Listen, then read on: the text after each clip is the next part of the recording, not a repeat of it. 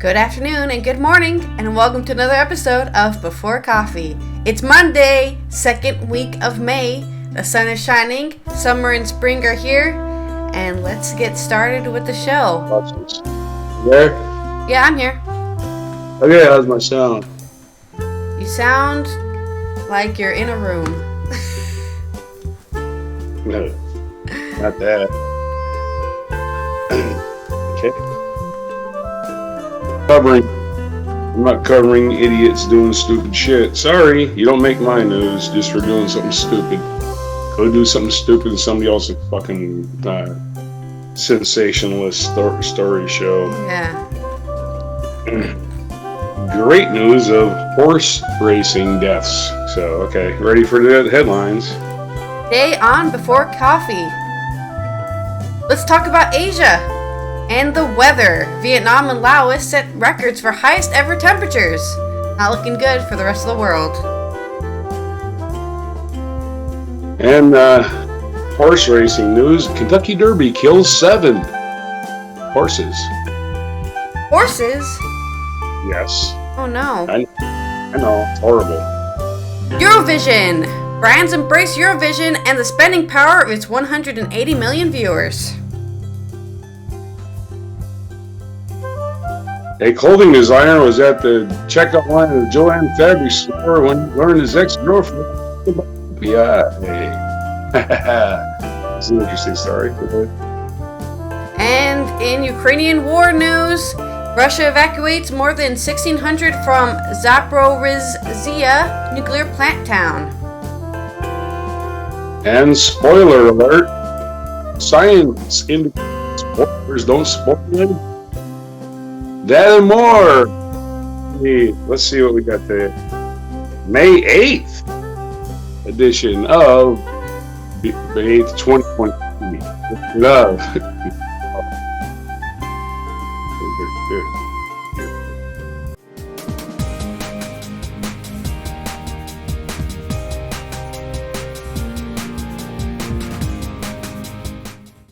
All right, let's go into my first news story here about the weather. Just an update on how the weather's going and how it's, what the trends could predict in the future. Records for countries broken just weeks after temperature in Thailand rose about 45 Celsius for the first time. People who use Fahrenheit can do the math at home, because I'm not going to do it for you. 45 is definitely higher than 100, that's all I know. So if you're 45 Celsius is a person, you have a very high fever. That's all I know. You're gonna die. I will have that calculation by the end of your start. I'll do it in my head. All-time temperature records were broken in Vietnam and Laos last week. On 6 May, I don't know how to say that, sorry. In Vietnam, reached a scorching 44.1 Celsius, breaking the previous record of the country of 43.4 in 2019. It's a very recent record breaking. On the same day, Laos recorded its highest ever temperature, which reached 43.5 Celsius in Luang Prabang. The records were set just a few weeks after temperatures in Thailand rose above 45 Celsius for the first time. That's 113. Yeah, 113. A breakdown of the heat in the Southeast Asia is expected to occur in the next few days as a tropical disturbance is likely to develop nearby. Forecast models suggest that, over the coming days, the Bay of Bengal will have the perfect conditions for cyclogenius to occur. I'm guessing that means cyclones. They're gonna have cyclones. Like Cyclone Genius. But later next week, several factors, including enhanced vorticity? Yeah, like the vortex. And very high sea surface temperatures will enhance the chance that a tropical storm will edge northeastwards into parts of Myanmar. I love how I'm using my critical thinking in this article to realize what these terms mean. I did not take a weather class. This brings some strong winds and significant rainfall to the Southeast Asia, including areas that have recently seen their temperature records broken. Spain also had some particularly dry and hot conditions over recent weeks, with the country breaking its April temperature record. which they did predict in April that they were going to break the record again, so that's correct. The heat wave continued for weeks, and an overall temperature anomaly for Spain in April was more than 3 Celsius above the normal for most parts of the country. It's not just the heat that has affected Spain, also has been very dry away from the north coast. Rainfall barely reached 20% of normal April rainfall for most of the country, so it's 20% of its 100% of usual rainfall, I think is what it's saying. No, 20% is its normal rate, and it hasn't even reached 20% once during the entirety of April, with some places in central and southern areas even receiving less than 10% of a normal April month. This would be impactful at a standalone month, but since the start of the year, much of Spain has been receiving below normal rainfall each month. May is also already well on its way to becoming another dry month. With the outlook not expected to bring much relief, any rain throughout the next couple of weeks will probably stay away from the worst affected drought areas. Even though the Northeast has not been the worst affected, Catalonia has exceptionally low reservoir levels, which could hit water supplies for cities, including Barcelona, through the summer. Yeah, it's time to route water from a new place. Time to make a new river. I don't know.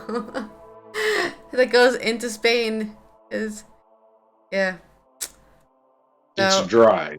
Yeah, weather's not looking good. They have to start with saving water now. I've been saying it for months, actually, even here. I was like, everyone's like, oh, the weather so good. Yeah, we'll start saving water. You're not going to be able to take a shower soon. You have to bathe in the canal. So, on to your story. It used to be smelly. I think your nose adjusts to the smell after a while of everybody being more pungent than normal, maybe. Yeah, right. We're just gonna have to go back to naturalism. You'll find out in your train rides, right? Hard words to say together. Horse deaths, cat triple crown shift to Preakness. A raging thunderstorm washed over activity Sunday morning at Churchill Downs, symbolized the dark clouds hanging over the Triple Crown after a troubling string of horse deaths.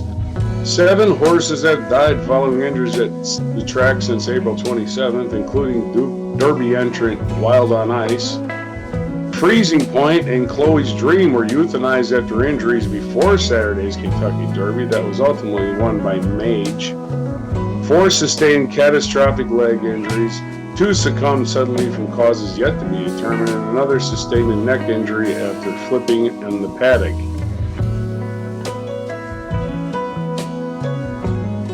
The spate of incidents comes 4 years after more than 30 horses died at Santa Anita Racetrack in California. Those deaths shook up the industry and resulted in safety reforms such as the Horse Racing Integrity and Safety Act, HISA, which established a similarly lettered organization that set a uniform safety and doping rules for thoroughbreds. A set of regulations is scheduled to take effect on May 22nd. Okay, more regulation. The question for now is how the stunning occurrence of fatal injuries at the Cathedral of Horse Racing affects the sport during its height of visibility, with the Preakness and Belknap Stakes following over the next month, and how horse racing responds. Everyone in the industry wants to make racing as safe as possible, Hall of Fame trainer Todd Pletcher said Sunday. And even in situations like that, where right now everyone is doing everything we can to make sure horses are going out there in the safest possible conditions, we still had 2 fatal breakdowns yesterday. It's something a trainer that keeps you up at night. Churchill Downs said in a statement Saturday night that is working with the Kentucky Horse Racing Commission, Horse Racing Integrity and Safety Authority to investigate each death. The subsequent statement from the HISA organization said Chloe's Dream and Freezing Point passed all inspections without incidents while being observed in the paddock post parade. An examination of factors including necropsies, pre-existing health conditions, training sessions, and inspecting health track services will take several weeks. Racetrack service expert Mick Peterson has worked with Churchill Downs since 2008. Was once retained by HISA, and Sunday the service was consistent. Director of University of Kentucky's Racetrack Safety Program added that the evaluation is ongoing to keep the track condition uniform and make needed improvements. We've got to look at every factor. on that and get her so that we reduce the risk further and further to protect them, Peterson said. But we need to learn in order to understand from the consistency is going to get us the safety we need, and we keep growing. They talk a lot of big words, but they're not getting down to the actual cause here. Concerns still hovering over the 149th Derby, which went off with the field reduced to 18 horses. Only 18 horses? That's not a small field, dude. Oh. I feel reduced to 18 horses. 18 friggin' horses on the track at once? Really? That's That's a stampede. Yeah, a reduced field would be 7 horses, not 18. Maybe the amount of horses you got going is a problem. I think when you look at a typical horse race during the day, like regular horse racing, there ain't 18 horses in it. They're not used to running that stampede like you said. Okay. In my next story, let's talk about how you can, if you're a brand, you can make a lot of money off of Eurovision. Prosecco, ex-Uni Prosecco, among other sponsors, are hoping to douse points in Liverpool for example, here we have Bailey's signing a 3-year deal with Eurovision. And all the other people are getting paid money to hold stuff in pictures. Doing machines have been tested, dance routines perfected, and wardrobe malfunctions eliminated. At this stage, there is not much you can do about the singing or the song choice. So as one pageant in Britain ends, another begins. The Eurovision Song Contest semi-finals kicking off in Liverpool on Tuesday. Whether you consider a cringe-worthy affair of the World Cup or the World Cup of Music, it is one of the most watched shows on the planet, with 180 million people expected to tune in. Viewers may watch expecting to hear some cheesy songs, but these days the sponsors are big cheeses too, including the cream cheese maker Philadelphia. As the business world embraces Eurovision's inclusive messaging and spending might of the huge fan base. When tickets for the finals sold out in about half an hour, fans joked that they would live on Philadelphia, an attempt to win the VIP tickets, up for grabs on limited edition packs. When you think about it, the marriage of Philadelphia and Europe's cheesiest song contest is the stuff of Don Draper. This year, the Christmas favorite Bailey's also wanted... I didn't know Bailey's was a Christmas favorite, but I guess, yeah. The Christmas favorite Bailey's also wants to be on your radar if you're planning a Euro story. The brand has inked a 3-year deal with Eurovision and listed the 2014 winner, Conchita Wurst, as a brand ambassador. Paul Carton's Bailey's global marketing director says it wanted to be part of the world's most joyful global celebration of inclusive and diverse cultures and communities. Hear that now, Bailey's is pro-alphabet mafia, so stop being homophobic if you drink Bailey's, because you got no right to be homophobic. Even without Bailey's, but especially if you drink Bailey's. World's most joyful celebration. The deal means the Austrian drag queen can be found shaking Bailey cocktails on its social media channels. While these tie-ups appear as frivolous as last year's Norwegian entry, subwoofers give that wolf a banana, more well-known brands want to be part of the spectacle and have more opportunity to do so. While going out on the BBC means no points for advertisers in the UK, the contest now airs on Eurovision's own YouTube channel. It is also live streamed on TikTok. With a week to go, Eurovision 2023 has already garnered more than 1 billion video views on the app. Dr. Paul Jordan, expert on the contest, is known as Dr. Eurovision. The sponsorships has been part of Eurovision for a long time, but with its presence sometimes causing headaches for the BBC.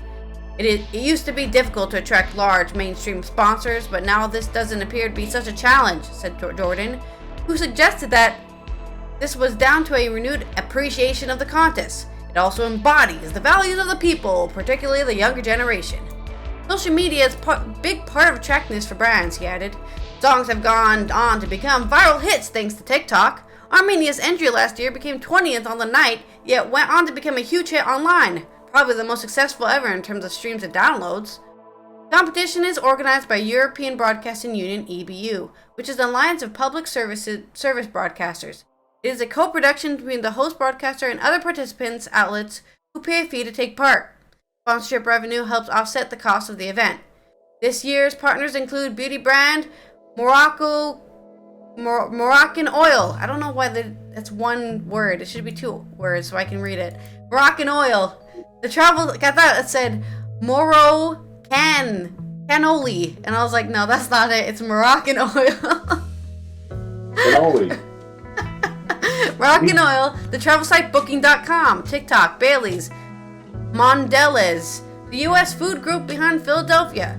BBC's national sponsors include EasyJet and Google. The EBU spokesperson said that contest's huge global reach and values of inclusiveness, diversity, and universality made the event popular with brands.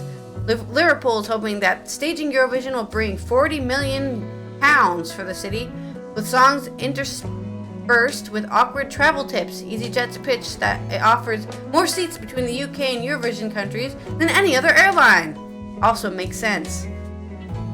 Finally, don't forget Invivio X Unity if you're settling down to watch. No, it's not the Italian entry, it's the official Prosecco of Eurovision Song Contest, with a bottle design that aims to inspire more unity around the world. With exclusive 12-pound fizz can only be found at Ocado. Yes, there is a rosé version too. You heard that right. Go buy alcohol, according to this this sponsored Eurovision segment on The Guardian by Zoe Wood. Alright, onto your story. Booze will help you forget your problems. That's a good advertising slogan. I can advertise it. Got problems? Get drunk. Man, the slogans just flow out of me. Okay, another story. This hopefully a short story, I think it is. All right, FBI tweeted a photo of a woman in a pink beret allegedly rioting at the Capitol on April 27th. Now, there was no riot on April 27th. That's when they broadcast the photo. The poorly written headline. That weekend, the woman's former partner contacted the FBI, and the NBC reported. He said the woman was interested in far-right politics and read Hitler's Mein Kampf. And so here's your latest insurrection idiot news.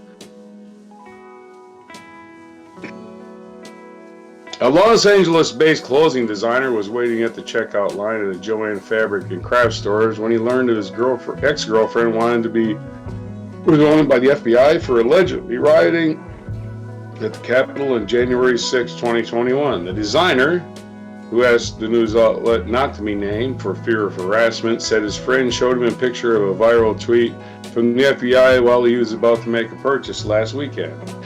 The April 27th tweet showed a close-up photograph of a short-haired woman in a distinct pink beret. The woman allegedly participated in U.S. Capitol riots, the FBI wrote, asking people to call the agency's tip line to visit the website. I stopped dead on my tracks, the designer told NBC News. I'm like, that's Jenny. On the weekend, the designer submitted a tip. On Monday, the Bureau contacted the designer and confirmed she was the woman they were investigating. FBI confirmed on Friday to NBC News that the woman in the pink beret was Jennifer Inzuza Vargas of Los Angeles. Since September 6, 2021, the U.S. government has been in a wide-scale effort to prosecute those who participated in the riot. At least 1,003 people have been charged in connection with the insurrection. That effort from federal investigators has included scanning endless hours of surveillance footage and searching through hotel and phone records and social media posts, but some accused participants were caught under more unusual circumstances. In a similar case, an ex turned in her former partner Richard Michetti after he called her a moron for not supporting Donald Trump. Oh, call me a moron too. Because I'm not supporting Donald Trump unless it's for prison. According to NBC News, after the designer saw a call for help from FBI, he wrote in a now deleted Twitter post, I used to date this girl in 2019, LOL. He also attached a photo of Vargas. The man told NBC News that he met Vargas online late 2018. Months later, Vargas began to reveal her more far-right politics and her interest in Hitler's Mein Kampf, the designer told the outlet. I was just instantly turned off, like, yo, I don't think it's going to work out, he told NBC News. You're like reading Mein Kampf. You think immigrants don't deserve X, Y, Z. The designer told the outlet his heart hurts for Vargas, but also found humor in the situation. It's just going to be one of those things for me, he told the NBC News. I dated this girl who was on the FBI's most wanted list. A spokesperson for Joann's Fabric and Crafts did not respond for comments submitted outside the working hours. What do people Joann's and Crafts have to say about this? It's just incidental to the story. Yeah, I don't know. Anyway, your story. Just random information, I guess. All right. My next story is some more updates on the Ukrainian-Russian war. Russia is evacuating more than 16,000 from Zaporozhye nuclear plant town. Hundreds of children among evacuees as Ukraine expected to start long-anticipated counteroffensive. Finally! This is very, indeed, long expected. The head of the UN's nuclear power watchdog warned on Saturday that the situation around the plant had become potentially dangerous. Ukraine is said soon to expected to start its much-anticipated counteroffensive to retake Russian-held territory, including the Zaporozhye region. That's how I'm going to say that. Zaporozhye. The evacuees have already been placed in the temporary accommodation center for residents of the frontline territories of the Zaporozhye region in Berdyansk. Evgeny Balitsky, the Russian-installed governor of the Russian-controlled part of the region, said, Berdyansk is a southeastern Ukrainian port city on the coast of the Sea of Azov, which has been occupied by Russia since the early days of Moscow's invasion. In its morning update on Sunday, Ukraine's general staff said Russian forces were evacuating local Russian passport holders. First to be evacuated are those who accepted Russian citizenship in the first months of the occupation, it is said in the statement. Reuters was not able to independently verify the reports. Rafael Grossi, Director General of the International Atomic Energy Agency, called for measures to ensure the safe operation of Europe's largest nuclear plant as evacuations continued. The general is situated in the area near the Zaporozhye nuclear facility. Plant is becoming increasingly unpredictable and potentially dangerous, Grossi said on an agency website. I am extremely concerned about the very real nuclear safety and security risk facing the plant. We must act now to prevent the threat of a severe nuclear accident and its associated consequences for the population and the environment. Grossi said that while the operating staff at the plant remained at the site, the conditions for personnel and their families were increasingly tense. Both sides have accused one another of shelling the plant, and efforts to secure a safety zone around it has failed. Russian forces seized the Zaporozhye plant days after the Russian President Vladimir Putin ordered the invasions of Ukraine in February 2022. Exchanges of fire have frequently occurred near the facility, with each side blaming the other. Grossi last visited the Zaporozhye station in March, a part of an effort to speak to both sides to secure an agreement on safeguards to ensure the plant's safe operation. He has repeatedly warned of dangers of military operations around the plant. The plant is located in part of the region under Russian control, with many of the staff operating and living in Enerhodar on the south bank of the Dnieper River. So hopefully we do not see a very dangerous nuclear explosion happening in this long-anticipated counteroffensive that is definitely happening at some point. We can have Chernobyl too. Well, Chernobyl is a bit different, but yeah. That's what the sequels are never better than the original. Almost Godfather 2 is the exception. Okay, and in spoilers, this is from New York Times editorial. Dr. Anna Lisa Cohen, a professor of psychology at Yeshiva University, and it says spoilers don't spoiler anything according to science. In this divisive area, when there are so few things we still agree on, one point basic civility stands unchallenged. You don't mention the ending of a television show or movie if the person you're talking to hasn't seen it yet. It's just basic human decency. Premature plot points, revelations are so far out of bounds that their name alone stands as a warning. Spoilers. On that note, and before we go any further, spoilers ahead. In the past few weeks, this dramatic revelation and Succession reignited the debate over how long spoilers should be. Succession is a TV show, for those who don't know, and whether having advanced knowledge of a momentous plot developed in this case, I'm not going to tell you the spoiler, ruins your enjoyment of the story. They're in the parentheses, it's giving me spoilers. Ruins the enjoyment. Recently, my colleagues and I have conducted research that addressed the very subject. Spoiler alert, it isn't. In a study published in Applied Cognitive Psychology, my co-authors and I had people watch a suspended 30-minute TV episode directed by Alfred Hitchcock titled Bang You're Dead. Our purpose was to determine the extent to which knowing the outcome of a dramatic scenario would affect the viewer's ability to be drawn in by it. We showed our participants this short episode in which a young boy finds a loaded gun and mistakes it for a toy. The boy grabs it and walks around a small town, pointing at it, shooting at people, yelling, "Bang, you're dead," oblivious to the fact that there is a bullet in the chamber. We told participants, a sample of undergraduate students, to raise their hand every time any character said the word gun. In the control group, participants knew nothing about the story would end. As the suspense mounted midway through the show, they were so immersed in the events on screen they forgot about their assignment. In a different group, we told participants how the program would end. We predicted that knowing the ending would lower their engagement and allow them to better remember to the word gun. We were wrong. At the same exact point in the show, participants neglected their assignment in a similar manner in those that were in the control group. In other words, they were just as immersed, even though they knew the outcome. They were just as immersed, even though they knew the outcome. In follow-up questionnaires, they also reported the same levels of engagement and enjoyment as those who didn't know the end. The truth is, we are just as likely to get caught in the story even when we know what is coming. Perhaps because more significant factors determine our enjoyment are narratives rather than simply wanting to learn or guess the resolution. Humans are hardwired not to just absorb facts, but also to lose themselves in stories and attune themselves to the characters and plots unfolding on the screen. Consider the 2019 movie Parasite. Everyone watching it knows it's fictional, but we nonetheless feel our pulse start to raise as a man hiding in the basement suddenly emerges with a knife. And in an effort to self-soothe, we might try to remind ourselves that it's only a movie, but it's no use. We are terrified.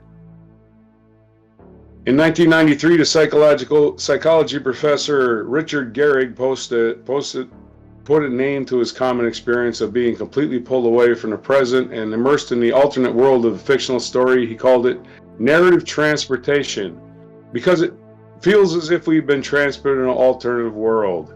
One of the defining characteristics of narrative transportation is that we become so immersed that our attitudes and intentions change to reflect those in the story.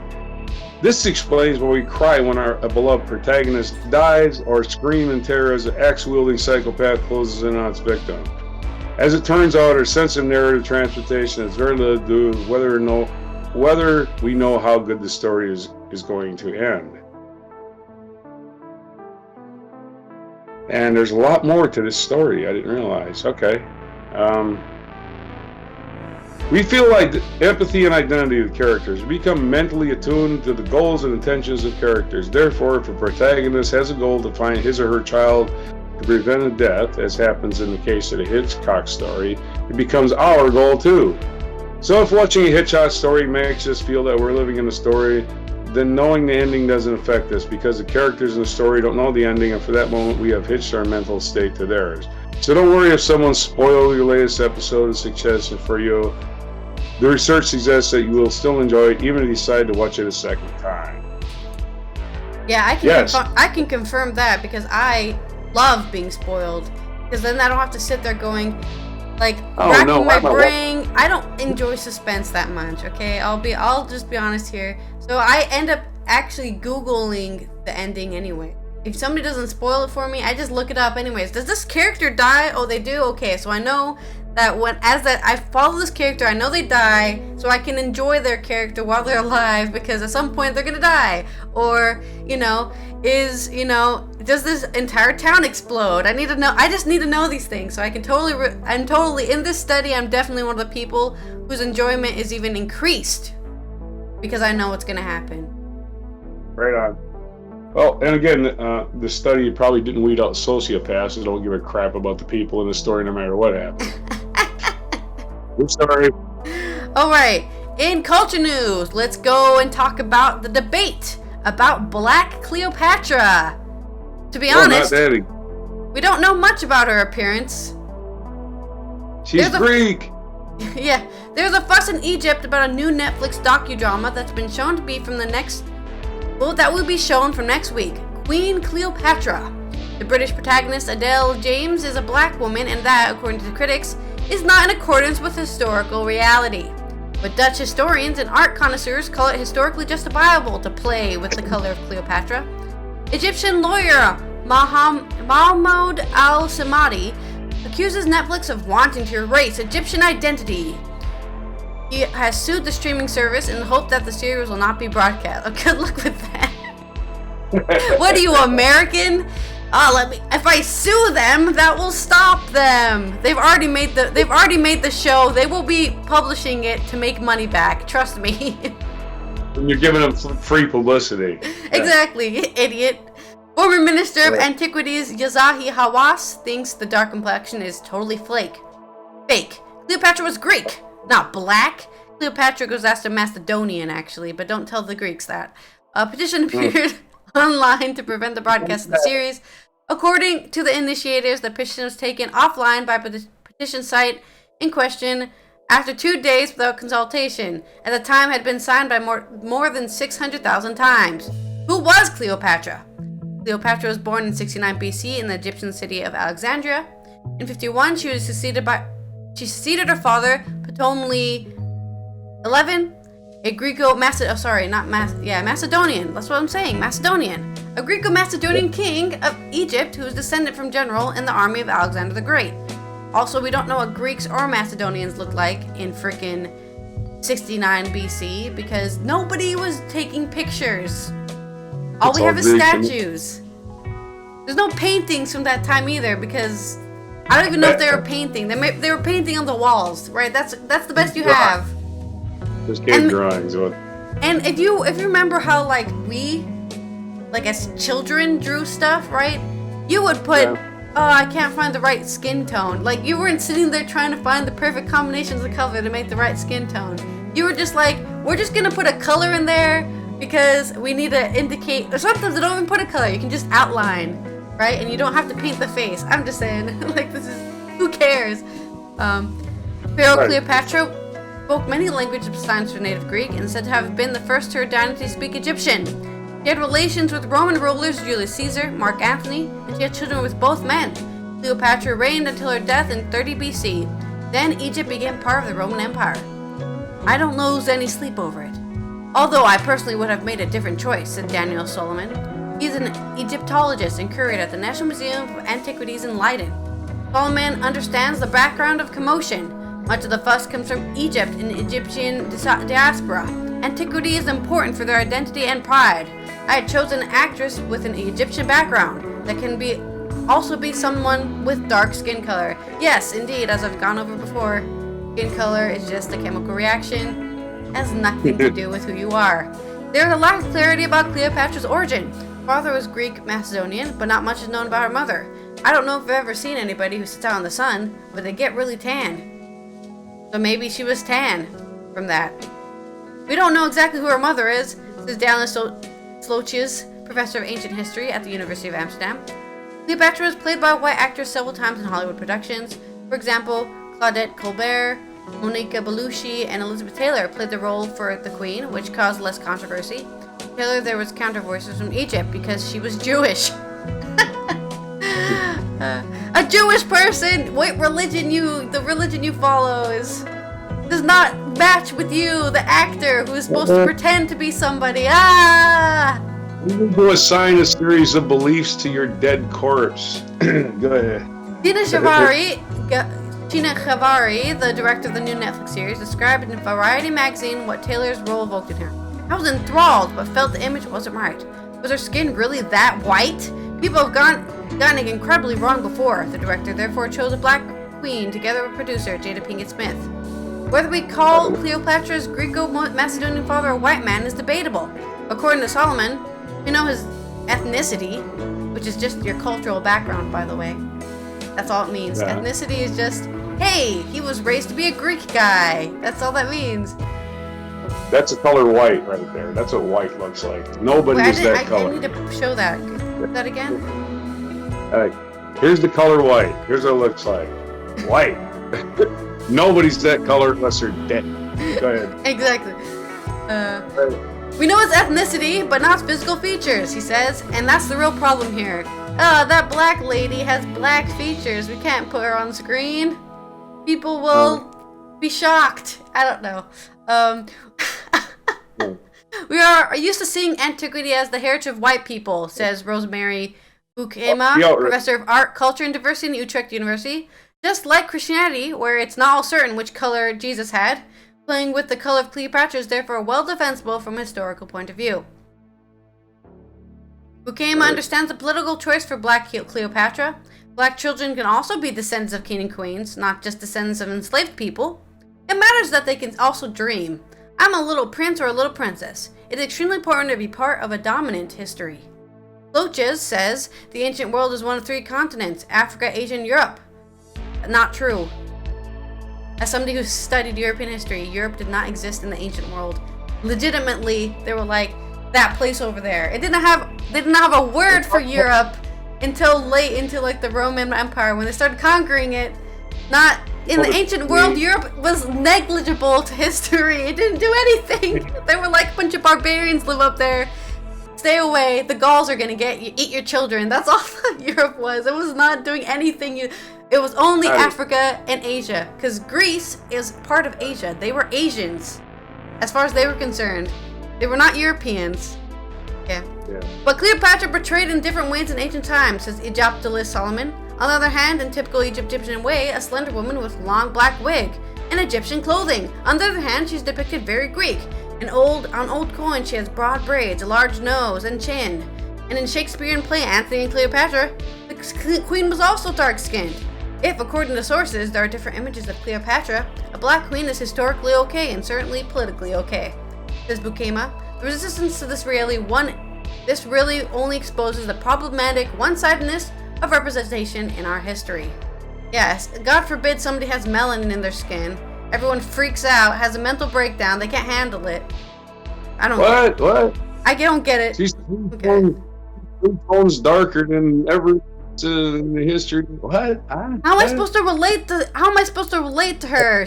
Her skin color's different. She can stay outside for longer. I don't know what that affects. Anyways, on to this day in history. Enough about me getting angry about colors. This is going to take extremely long. I didn't realize what I bit off here. Okay, 1429, largely due to the efforts of Navarre, English troops ended the siege of the French city of Orleans on this day in 1429. It was the military turning point in the 100 Years' War. In 1737, English historian Edward Gibbon, who was best known for the book The History of the Decline of the Fall of the Roman Empire, was born in Putney, Surrey. 1846, U.S. troops under Zachary Taylor defeated a Mexican force under General Mariano Arista in the Battle of Palo Alto in the first clash of the Mexican-American War. 1865, during the American Civil War, Union forces under Ulysses S. Grant engaged the Confederate troops at Robert E. Lee at Spotsylvania Courthouse, Virginia. In 1877, the first Westminster Kennel Club dog show began. In 1884, U.S. President Harry Truman was born in Lamar, Missouri on this date in 1884. American pharmacist John S. Pemberton developed Coca-Cola on this day in 1886. So Coca-Cola, happy birthday. 1902, Mount Pelée in Martinique erupted this 1902, Martinique in the port of Saint Pierre, and killing approximately 30,000 people, 15% of the island's population. Wow. 1942, the Battle of Coral Sea, the USS Lexington became the first U.S. aircraft carrier to be sunk during World War II. 1950, police in Silkeborg, Denmark were alerted to the discovery of a corpse by the bog, is revealed to be a remarkable adequately preserved bog body that was given the name Talund Man in 1950. He doesn't say how old he was, though. But he was well preserved, I guess. Doesn't say how old Mr. Talund Man was. In 1970, a month after Paul McCartney announced that he has left the Beatles, the British rock group released Let It Be, their last original studio album that hit the record shops. We should do a history in rock music. That's what we should do.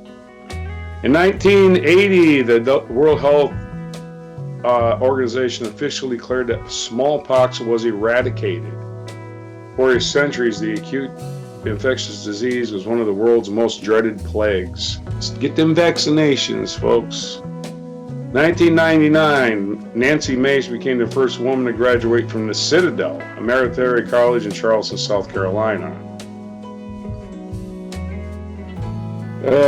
Okay, also a big event this day today, featured event, World War II in Europe ended. Following Germany's unconditional surrender, World War II in Europe officially ended at midnight on this day in 1945, although the war in the Pacific continued until the Japanese surrender in September. So this is what's known as VE Day, 1945. Birthdays today, Bill de Blasio, former mayor of New York, was born in 1961.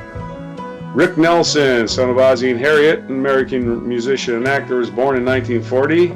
David Attenborough, English broadcaster, writer, and nationalist, who is still narrating stuff, was born on this day in 1926. He's 97. Also born on this day in 26 was comedian Don Rickles, who was made a living insulting people. And now for what day is it today? Oh my goodness, let's get started on that. What day is it today? Oh, there's a list. It's Trisha Payta's birthday.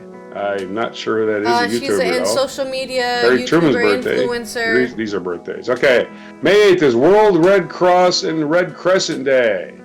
It's also World Ovarian Cancer Day. Also World Donkey Day. So I don't say want hi to to get a ovarian donkey. cancer. World Lotus Day.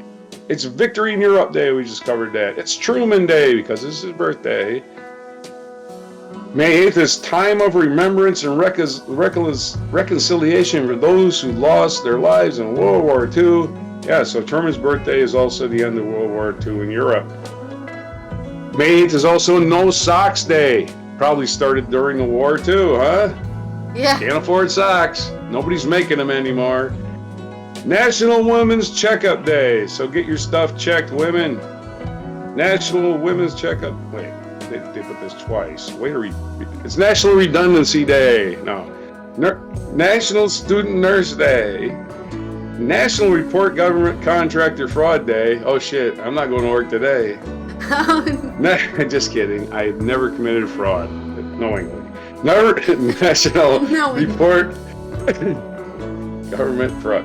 National Nova Day. Nova is a unique name that deserves to be celebrated on National Nova Day. See, if your name is Nova, I've never met you. Is it not just like a Nova? National like a Meeting Nova? Planners and Appreciation Day. National Maria Day. If your name is Mary, can celebrate. It's National Maria Day. Why are names having national holidays? What's going on here? It's 18th most popular name in America is Maria. It's just a form of Mary too. And I want to talk to Maria in a little while. Mary Jane. Get it? Anyway. National Give Someone a Cupcake Day. National Dakota Day. Dakota just wants to be noticed. National Coconut Cream Pie Day. National Animal Disaster Preparedness Day. I have to make a coconut cream pie, huh? Yeah, don't feed your pet a coconut cream pie. That will avoid a national animal disaster of mostly diarrhea, I think. Diarrhea proportions. National Amyloidosis Day. Join hands and hearts in solidarity of passions of families affected by amyloidosis, and I don't know what that is, but we recognize they suffer, as everyone else does. Jamestown Day, May 8th, is Jamestown Day. May 8th is also Iris Day, the really purplish lavender flowers that bloom, wildflowers.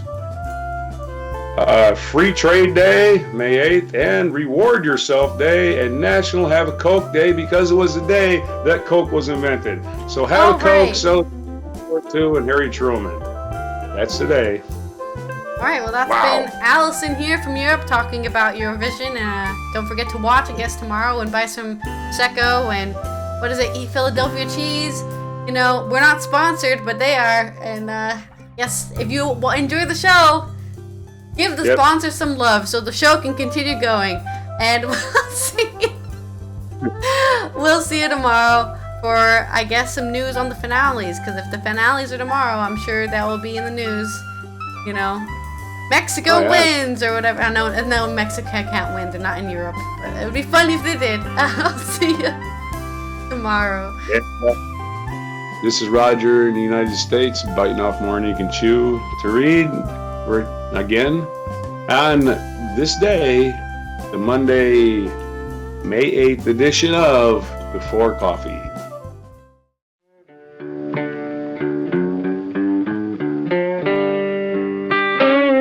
Be sure to hit the like, subscribe, and notify buttons, and follow our other channels, Toxic Alley, History of Gravy, and Scratchy Old Records.